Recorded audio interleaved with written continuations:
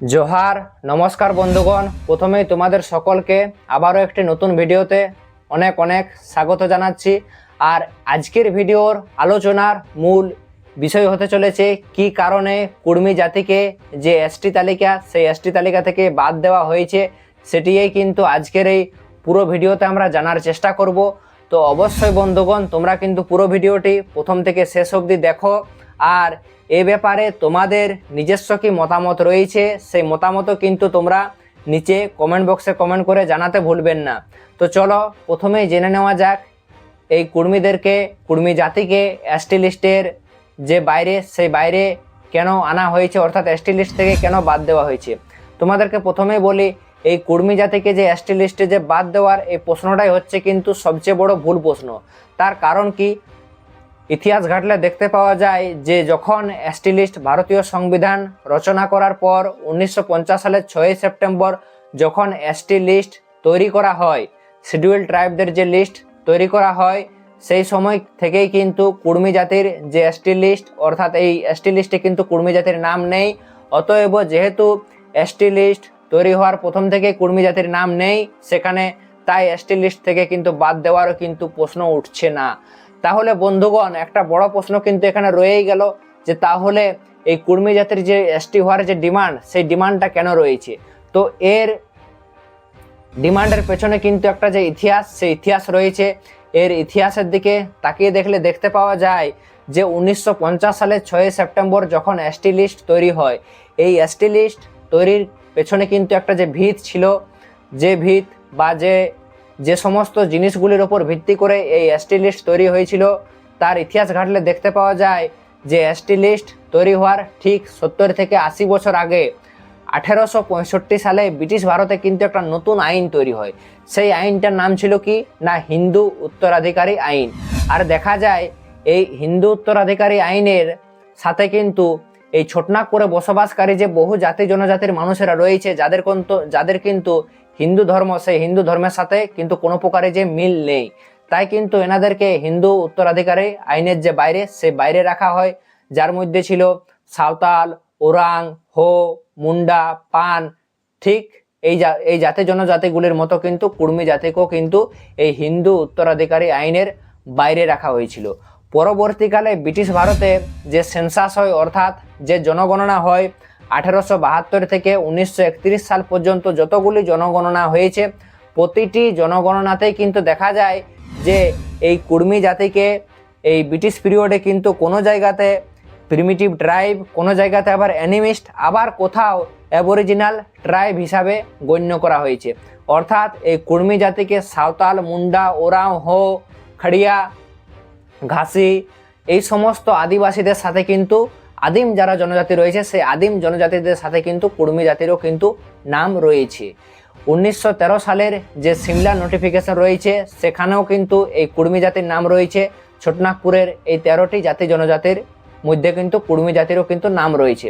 পরবর্তীকালে যখন ভারতবর্ষ স্বাধীন হয়, তখন কিন্তু এই তৎকালীন সময়ে যে নোটিফিকেশন বা যে জনগণনা বা সেন্সাস রিপোর্টগুলি পেশ হয়েছিল, সেই রিপোর্টের উপর ভিত্তি করে কিন্তু দেখা যায় যে এসটি লিস্ট তৈরি করা হয়।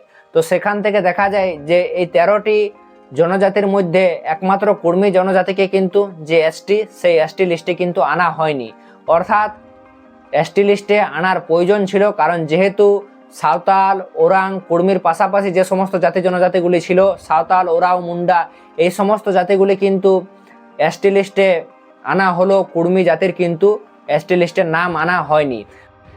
তো চলো বন্ধুগণ, প্রথমেই একটা বিষয় জেনে নেওয়া যাক যে কুর্মী জাতিকে যে এসটি লিস্ট, সেই এসটি লিস্টে না আনার কারণ কি হতে পারে।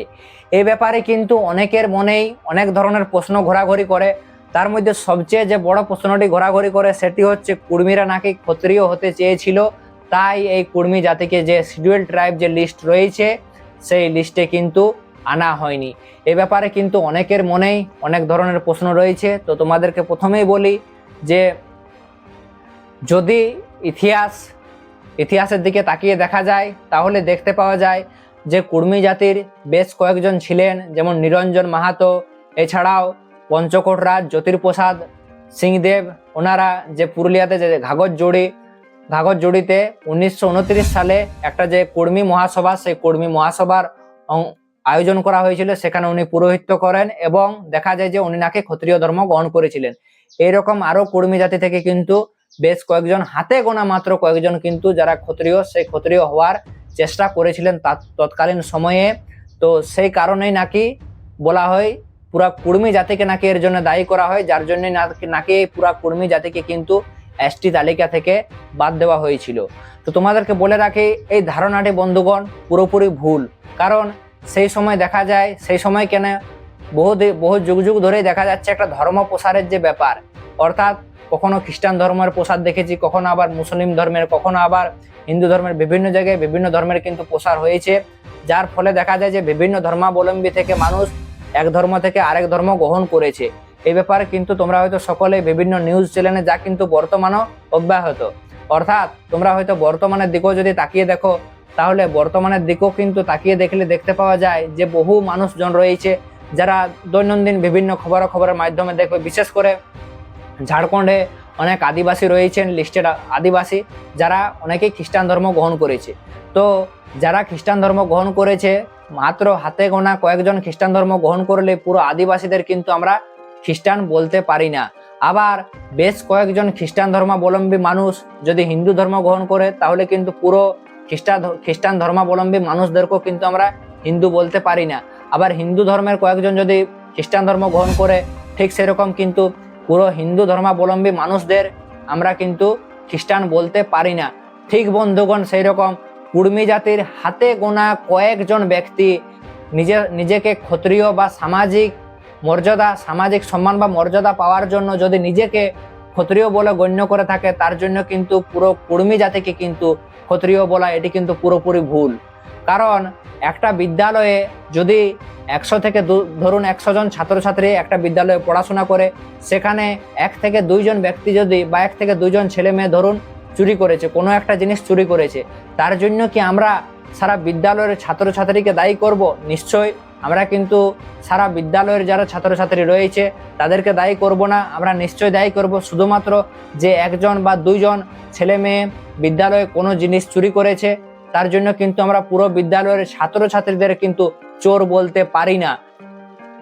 তো ঠিক বন্ধুগণ, যেমন বিদ্যালয়ে 2 জন ছেলে বা মেয়ে চুরি করার যে অপরাধ, সে অপরাধ যেমন সারা বিদ্যালয়ের যেমন ছাত্রছাত্রীরা পায় না, সারা বিদ্যালয়ের ছেলে মেয়েদেরকে যেমন আমরা চোর বলতে পারি না, ঠিক সেই রকম বন্ধুগণ এই বৃহৎ 1.5 থেকে 2 কোটির মতো এই কুর্মী জনসংখ্যার মানুষের হাতে গোনা কয়েকজন ক্ষত্রিয় ধর্ম গ্রহণ করলে কিন্তু পুরো কুর্মী জনজাতিকে যেমন ক্ষত্রিয় বলা যায় না, ঠিক সেই রকম তার যে ফল, অর্থাৎ মাত্র হাতে গোনা কয়েকজন ব্যক্তির যে ফল, অর্থাৎ তার ফল কিন্তু পুরো কুর্মী জাতি কেন ভোগ করবে? এটি হচ্ছে সবচেয়ে বন্ধুগণ বড় প্রশ্ন। তাই বন্ধুগণ, এই যে কুর্মী জাতির যে ক্ষত্রিয়করণের ব্যাপারটি, কারণ ক্ষত্রিয়করণের জন্যই নাকি কুর্মী জাতিকে এসটি তালিকা থেকে বাদ দেওয়া হয়েছে, এই ব্যাপারটি কিন্তু পুরোপুরিভাবে ভুল বন্ধুগণ। তার কারণ এর পেছনে নিশ্চয়ই কোনো যে ষড়যন্ত্র, সেই ষড়যন্ত্র লুকিয়েছিল। কারণ ভারতবর্ষে যখন স্বাধীন হয়, সেই স্বাধীনতার পর যখন এসটি লিস্ট তৈরি হয়, তখন দেখা যায় ব্রিটিশ পিরিয়ডে যে সমস্ত তথ্যের উপর ভিত্তি করে যে এসটি লিস্ট তৈরি করা হয়েছিল, সেখানে কিন্তু কুর্মী জাতির এসটি লিস্টে নাম হওয়ার যে সম্ভাবনা, সেই সম্ভাবনা কিন্তু 100% ছিল। কিন্তু সেই এসটি লিস্টে কুর্মীদের না আসার কারণ কি, অর্থাৎ কুর্মীদের নাম বাদ দেওয়ার কারণ কি, তার জন্য কিন্তু ভারতীয় সংসদে তৎকালীন সময়ে কিন্তু কোনো প্রকার যে প্রস্তাব বা কোনো প্রকার বিল পাস হয়নি, যার উত্তর কিন্তু বর্তমানে ভারত সরকারেরও নেই। তাই ক্ষত্রিয়করণের যে ব্যাপার, সেই ব্যাপারটি বন্ধুগণ পুরোপুরিভাবে ভুল। হ্যাঁ বন্ধুগণ, আরেকটি বড় কারণ হতে পারে, এর পেছনে কিন্তু অনেকেই অনেক ধরনের কারণ দিয়েছে কুর্মী জাতিকে যে এসটি লিস্টে না আনার কারণ। এর মধ্যে একটি বড় কিন্তু কারণ রয়েছে, কারণ তোমরা জানোই সেই সময় কিন্তু ভারতবর্ষ স্বাধীন হওয়ার আগে থেকে কিন্তু এই ছোটনাগপুরের বুকে একটা যে আন্দোলন, সে আন্দোলন শুরু হয়েছিল। সেই আন্দোলনটা ছিল পৃথক রাজ্য গঠনের দাবিতে আন্দোলন, আদিবাসীদের আন্দোলন। অর্থাৎ এখানে যে মাহাতো মাঝি ভাই তোমরা জানো, এই ছোটনাগপুরের বুকে সবচেয়ে সংখ্যাগরিষ্ঠ যদি দুটি জাতি রয়েছে, দুটি জনজাতি রয়েছে, তা হচ্ছে একদিকে সাঁওতাল, অপরদিকে কুর্মী।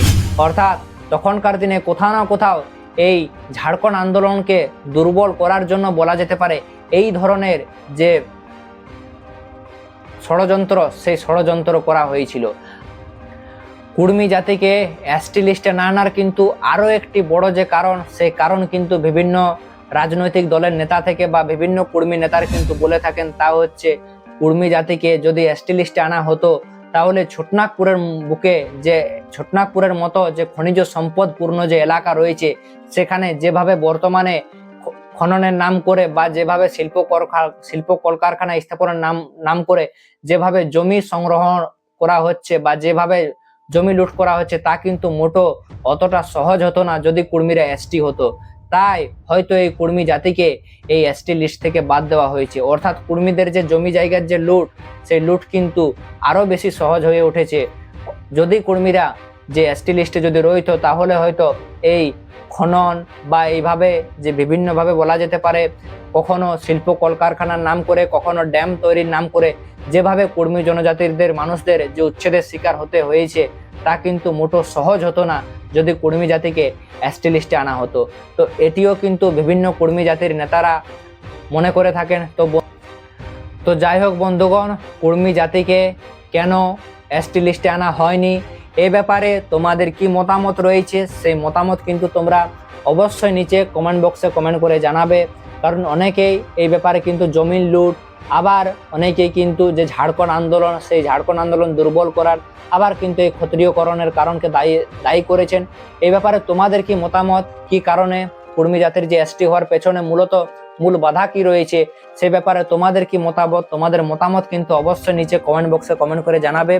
আর তোমরা হয়তো সকলেই জানো যে গত কয়েক বছর ধরেই কিন্তু ঝাড়খণ্ডে তথা পশ্চিমবাংলা এবং উড়িষ্যার বুকে এই কুর্মী আন্দোলন কিন্তু জোরদার আকার ধারণ করেছে। কখনো রেল অবরোধ, কখনো সড়ক অবরোধ, আবার বিভিন্ন মাধ্যমে কিন্তু এই কুর্মী জাতিরা এসটি হতে চাইছে। তো বর্তমানে এখনো কিন্তু কোনো রাজ্য সরকার বা কেন্দ্র সরকারের সেভাবে কিন্তু সাড়া ফেলেনি। তবে দেখার বিষয় বন্ধুগণ, ভবিষ্যতে রাজ্য সরকার এবং কেন্দ্র সরকার এই ব্যাপারে কি সিদ্ধান্ত নেয়। তোমাদের কি মনে হয় বন্ধুগণ, এই ব্যাপারে কি সমস্যা রয়েছে রাজ্য এবং কেন্দ্র সরকারের কাছে যারা এই সিদ্ধান্তটি নিতে এত দেরি করছে? তো এই ব্যাপারে কিন্তু তোমাদের মতামত অবশ্যই কিন্তু তোমরা জানাবে। ততক্ষণ পর্যন্ত বন্ধুগণ ভিডিওটি এখানে সমাপ্ত করছি, আর দেখা হচ্ছে এইরকম নিত্য নতুন ভিডিওর সাথে অন্য কোনো দিন। সকলকে আরো একবার জোহার জানাই।